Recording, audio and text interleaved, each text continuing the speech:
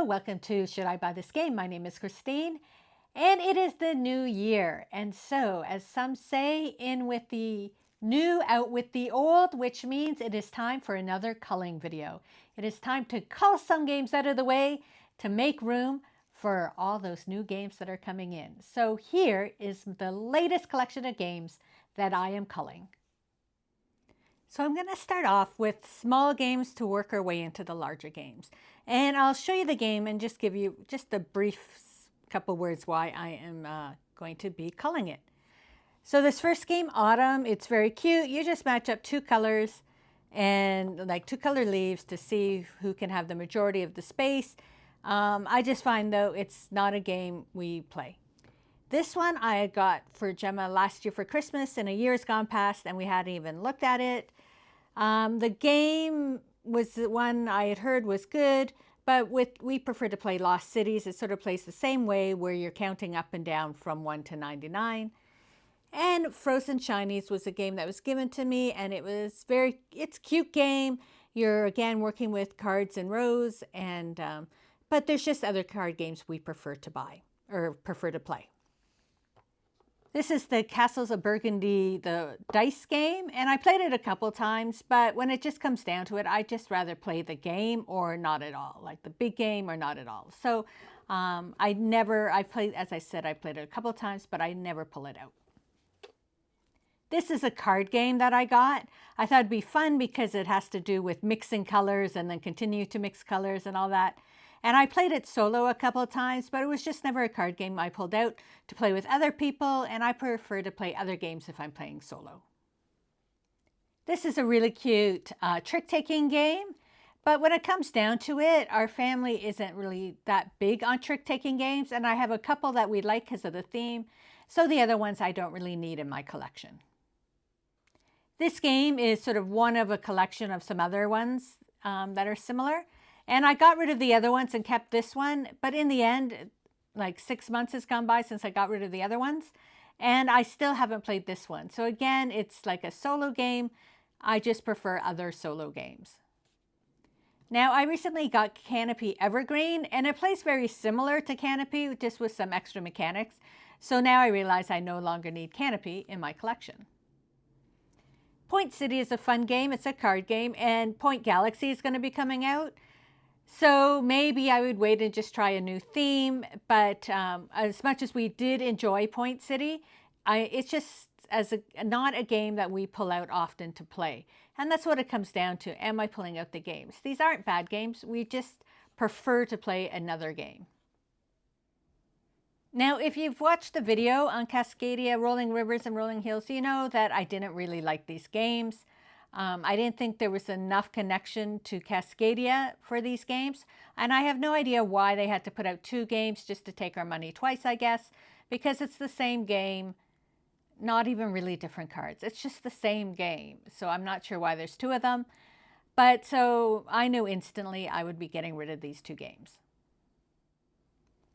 This is a game we actually got free from Gen Con, only not because of who we are or anything, just they were giving them away for free. If you played the game and won, you got the game. And it says it's a fast-paced word association game. And right there, I played this game. Mark and I played. He's the one that won. I did not get one word. I am not good at fast-paced. You say fast-paced and my mind freezes. So it is not I do not like games that I have to do something quickly because I'm just like, what? And the game's over. So therefore, we haven't played it. It's still in its package, but I know it's not a game I'm going to play.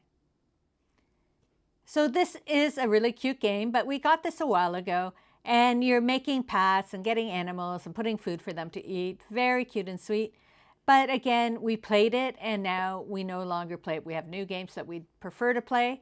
So it's a really cute, great game. It's just not the one that we're pulling off the shelf. Now, I really wanted to get Witchcraft. I was like hunting it down. Everybody was telling me how great this game was. And so I'm like, I want to get Witchcraft. It's a solo game. It's going to be so great. And it is a good game. It's very challenging, as I showed you in the video. And when it came down to it, it just wasn't the gameplay I actually enjoyed. As much as I like a challenge, I just found it just sets you up to constantly lose. And just, I love the theme, and that it just wasn't, it ended up not being a game that I enjoyed playing. It is an excellent game, as I said, just not one I enjoyed playing. And this one is Don't Go In There. And it's a fun game in concept. I'll just sort of open it. I haven't showed it to you. It sort of opens up and it's a haunted house and that. And I was going to show you this game at Halloween. I bought it a while ago, I think like last Christmas. And I'm like, I'm going to do this game, show you this game in October. And I pulled it out and looked at it, and I just didn't have the interest to play it. And so therefore, if I'm not going to play it at Halloween, I'm just going to never play it. And I kept it though, because it looked really cool and I had a great place on my shelf for it. But when it comes down to it, I never played this game. So I think it's time for it to go. So now we're starting to get into some little bigger games. So this first one is Cubed. Again, I did a video on this and I wasn't that impressed with it. I had contemplated keeping it. I liked the pieces, but in the end, I'm like, will I ever play it? Probably not. The Isle of Cats Explore and Draw. Now I have played this solo when I haven't had anyone to play Isle of Cats with. But now that we have the Isle of Cats Duel, I figure I'm going to be able to bring Isle of Cats to the table a lot more with the duel game. So I no longer need the flip and write game. So this is Brew. We got this game probably a year and a half ago. And the one thing I found with this game is it did have one of those like take that, like you're using potions to like against other people. And it's a really cute game and really fun, but I just found that some of the potions are really brutal. You could have something and it's like, yeah, no, I don't think so. Take that. And when it came down to it, I'm like, yeah, you know, I'm not really that fond of the take that action in the game. But otherwise, it is a really cute game to play. So this is the play mats for Harvest. So when I bought Harvest, I got it as a bundle with the special meeples, the play mats, and the game. But once I opened the game, I really liked the boards that came with the game that I didn't really want to use the play mat. So I still have this package. I haven't opened it. And I'm just going to get rid of them because I actually enjoy the boards that come with the game. And Jewels for the Emperor Penguin. This was a game that was given to me and I showed it to you. And I just think it's better for a family. It's a really cute game. But for 3 adults playing, I found there wasn't enough challenge for us. So Bimos, of course, if you watch the video, you know I really disliked this game. I thought it wasn't made to the quality it should have been made at. So obviously I'm getting rid of this game. Colorfield is a game I really wanted to like. It's about putting tiles down to make little paintings. And you do it over a few different rounds. I just found that there wasn't that big of a challenge to do it. And you're only working with like 6 tiles. So there's just other tile laying games I like better, even though I had really wanted to like this game because I really liked the concept of the art that you're making. So Casting Shadows is a game I bought at Indigo, our bookstore.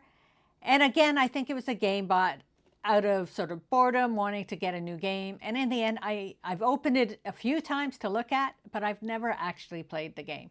And maybe it's a good game, but it's never interested me enough to move to the next step of actually playing it after just sort of looking at it. So therefore, it is going to be leaving our collection. So here we have Mycelia. This is the one by Ravensburger. And it's sort of cute. You have like this thing that you put it in and you move it and then things fall out. And so it's sort of fun that way. It has a neat game mechanism. But we played this once or twice and it's just not a game we went back to. I think it's better for a younger family. It says 9+.